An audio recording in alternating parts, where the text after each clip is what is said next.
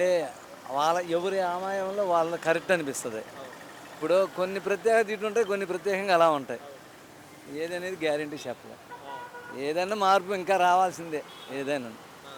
అంటే ఇప్పుడు 3 ప్రభుత్వాలు వస్తున్నాయి. రేపు ఫ్యూచర్‌లో ఏది ఉంటదో పవన్ వస్తాడని ఆశిస్తున్నారు ఇంకా. ఆ! అది. ఓకే. సార్ చూస్తున్నారుగా ఇప్పుడు మెడికల్ కాలేజీలు ప్రైవేట్ పరం చేస్తారని చెప్పి వార్తలొస్తున్నాయి. అనుభవం లేదు తమ్ముడు. ఆ! తెలీదు దాని గురించి ఆలోచన లేదు. మనకు ఐడియా రాదు. ఆ! చెప్పలేం. అది. చెప్పలేరా? సార్ చూస్తున్నారుగా అసలకి నిత్యావసర సరుకుల రేట్లు గానీ, కరెంట్ బిల్లులు గానీ ఎలా? అవి మాత్రం రేట్లు విపరీతంగా ఉన్నాయండి. ఆ! నిత్య ఇప్పుడు కరెంటు బిల్లులు కానీ ఇదిగానే వస్తున్నాయి. కరెంట్ బిల్ ఆ! పెరిగిపోయింది. ఆ! బాగా.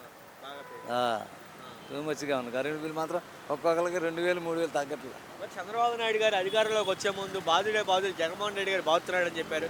కానీ ఈరోజు చూస్తే మరి కరెంట్ బిల్లు ఈ గవర్నమెంట్ కూడా పెంచడాన్ని ఏమన్నా? అంటే చెప్పానుగా ఎవరు అధికారంలో ఉన్నప్పుడు వాళ్ళ పై చేయగానే చూపిస్తారు. ఆ! అది. ఓకే. నిత్యావసర సరుకులు? నిత్యావసరం ప్రస్తుతం అప్ అండ్ డౌన్‌గానే ఉంటుంటాయి. ఇంక చెప్పేది ఏముంది.